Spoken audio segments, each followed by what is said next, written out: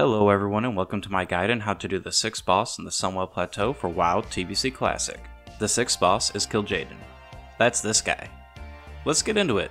Kil'jaeden is a grueling 5-phase fight with 3 intermissions. This fight will test your raid's positioning skills on how quickly you can stack and spread in hectic situations. If your raid managed to kill Maru, then you should easily have the DPS required for this boss. Focus on mechanics and positioning well throughout the fight.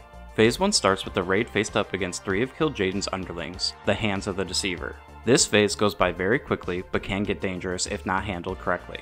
The Hand's first ability is Shadow Bolt Volley. This does around 1k damage to anyone within 30 yards of it, and places a debuff on them that increases damage from subsequent volleys by 750. Next, they will cast Soul Portal, which will continuously spawn volatile Fellfire Fiends. These fiends have very low health and will explode once they die. Finally, once the Hands reach under 20% health, they gain a buff called Shadow Infusion, and they become immune to stun and silence effects. On pull, the 3 Hands will be stacked on Skull, X, and Triangle.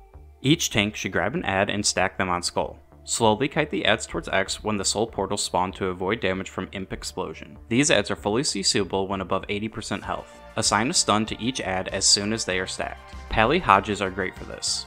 Assign an Arcane Bomb rotation for the engineers to chain silences once the stuns wear off. Make sure to be on point with the Arcane Bomb callouts since each Shadow Bolt volley that gets through will increase the damage of the next one. This spirals out of control very quickly. The rest of the raid should AoE down these ads along with the imps. Phase 1 ends once all of the Hands die. Once all of the ads are dead, there's a brief break while Kil'jaeden emerges from the center of the room. Use this time to move to the back of the boss room and get into position for Phase 2. Anyone in the center of the boss room when Kil'jaeden arises will be knocked back. He will continue to knock anyone back who touches the center for the rest of the fight. He does not melee and is completely stationary throughout. Instead of melees, he will spam cast Soulflay on the current tank, which does 3000 damage per second and reduces movement speed. Since he does only casting abilities, the main tank should focus more on health and threat and less on total mitigation. His next ability is Legion Lightning, which is a chain lightning ability that he will cast at random targets. This does around 3 to 3.5k damage to the main target and less damage to each successive target hitting up to 5 players. It also drains 1.5k mana of anyone who gets hit with it. The jump range is very large, so there is no practical way to avoid it. Next, he will cast Fire Bloom, which puts a debuff on up to 5 random targets that does taking fire damage that also splashes onto any raid members within 10 yards. This works exactly like Lady Vash's static charge in SSC. Anyone who has a debuff must be spread 10 yards from other players. Finally, he will summon a Shield Orb. These spawn in the same positions every time throughout the fight and will begin casting very quick Shadow Bolts at random targets. These do a ton of damage and are top priority for all range to kill as soon as possible. Here is what positioning will look like in Phase 2. The tank will pick up Kil'jaeden and stack on Square.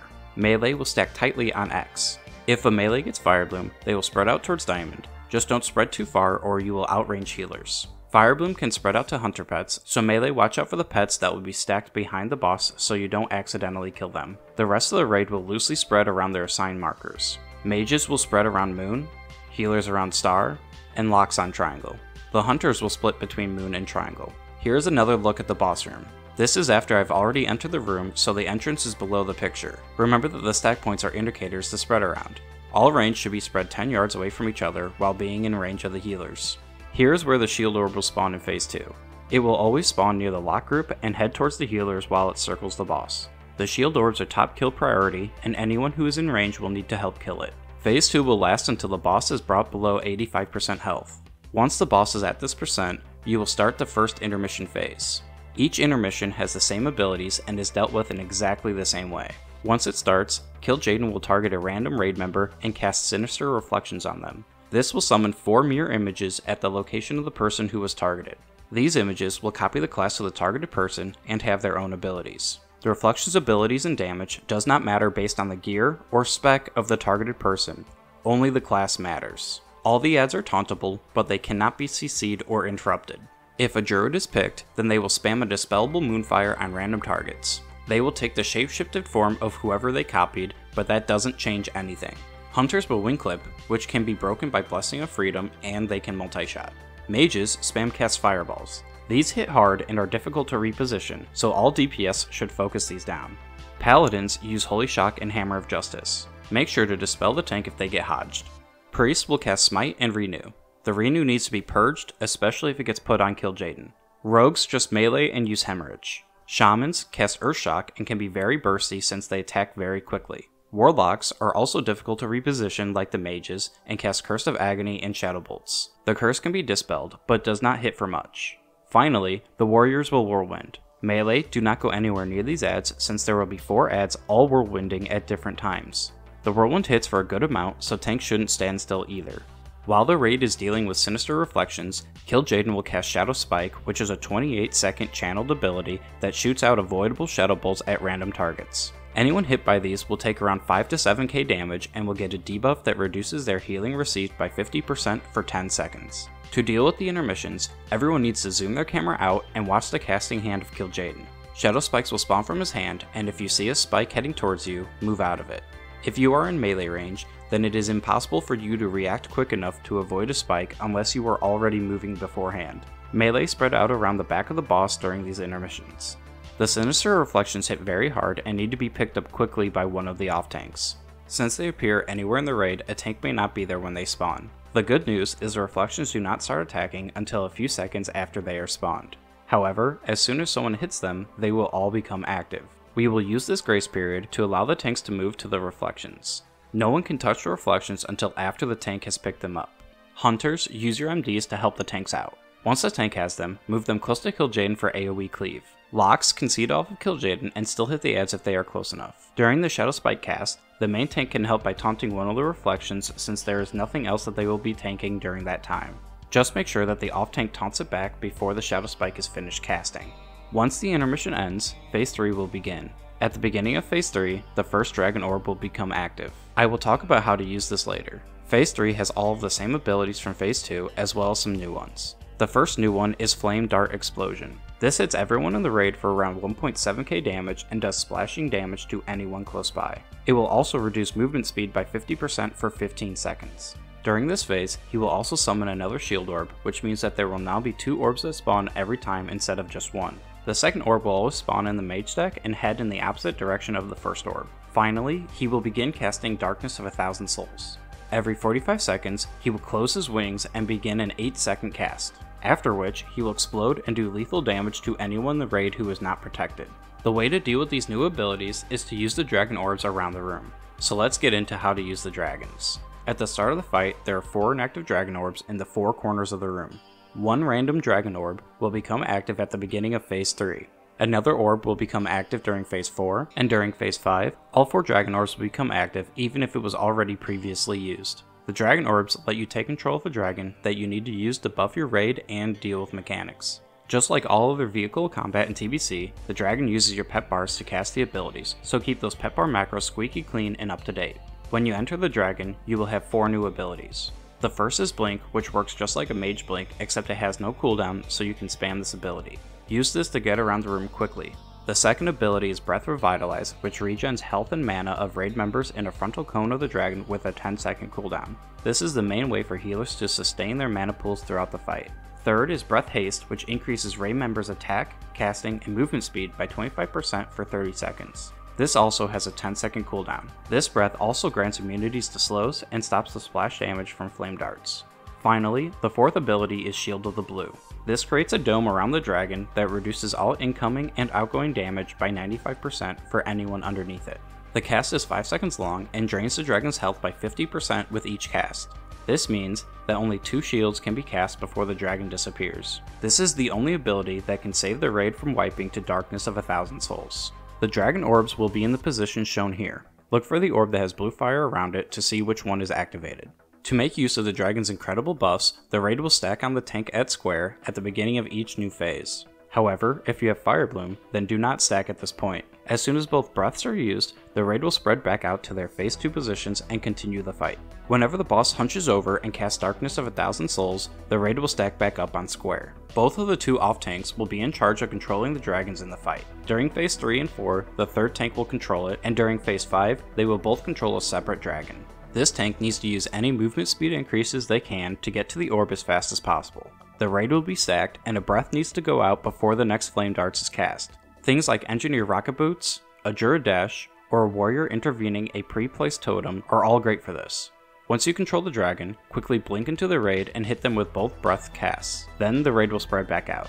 While the raid is spread out, the dragon should go around to different clumps of raiders and hit them with 2 or more sets of breaths. Focus the haste breath for DPS and then revitalize breath for the healers. The raid will be spread while the dragon is doing this to avoid fire blooms and flame darts, so hit as many people as you can, but don't get too crazy with it. When a stack is called, the dragon should wait behind the group to hit the most people with the breaths. Use the breaths when the majority of people have stacked, but do not delay the breaths for too long while you wait for the last couple of people to stack. If a couple people miss the breaths, that is fine. It is more important to use the breaths on time so people can get back to their spots. When Darkness of 1,000 Souls is cast, wait until Kil'jaeden has about 6 seconds left on his cast, then hit the raid with a haste breath, followed immediately by a revitalize. Then quickly move a few steps forward so the dragon is on top of the stack and use the shield of the blue. This should line it up so that the breaths hit the most people while also getting the shield up as soon as possible before the darkness cast completes. Once again, the darkness cast is the only way to stop people from instantly dying to darkness. Everyone in the raid must be underneath the shield when the darkness cast completes.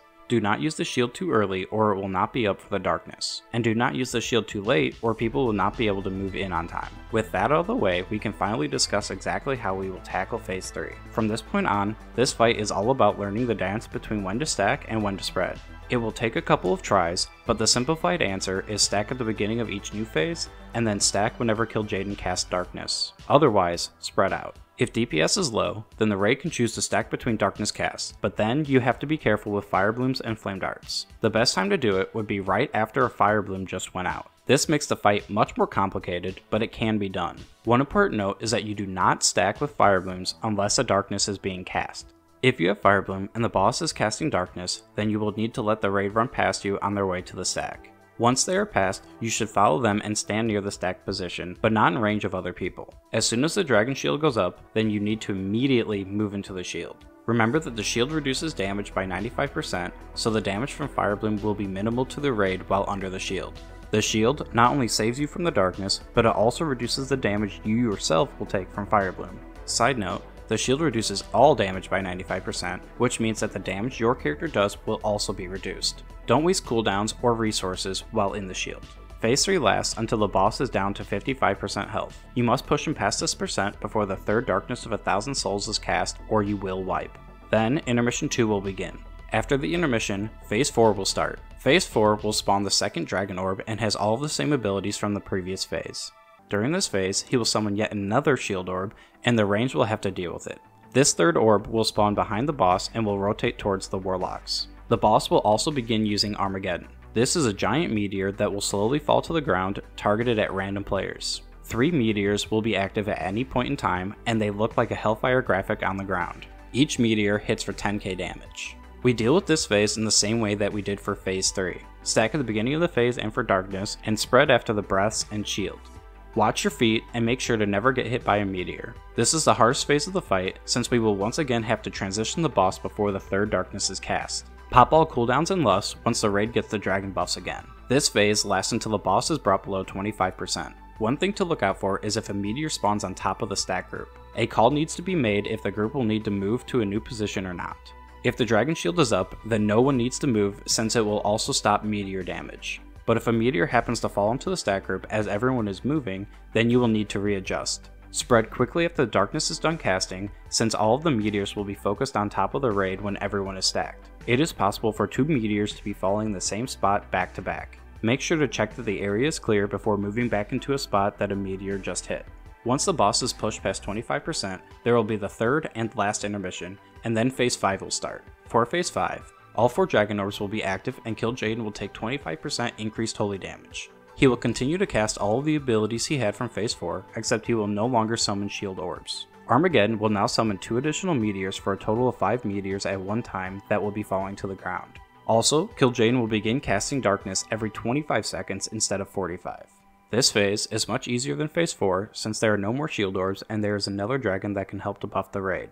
At the start of the phase, both tanks 2 and 3 will each grab a dragon. The dragons can now spam breaths on cooldown for the entire raid. Every 25 seconds, the raid will need to stack for darkness, so all raiders should have 100% uptime on the haste buff. You must kill the boss before he casts his 9th darkness, but this is a much easier DPS check than Phase 4. The tanks need a rotation on who is using their dragon shield when. It is much easier if one tank goes twice before the other tank goes. So tank 2 will shield the 1st and 2nd darkness, and tank 3 will shield the 3rd and 4th darknesses, and so on. Call out who is doing what shield for total clarity. And that is it. It sounds like a lot, but it all hinges on learning the dance of when to stack and when to spread. This fight has a constant ebb and flow to it that you will pick up on quickly enough. It will take some time, but with enough persistence and dedication, this boss will fall. Thanks for watching everyone, and that concludes the final boss on the Sunwell Plateau and the Burning Crusade. Good luck out there everyone.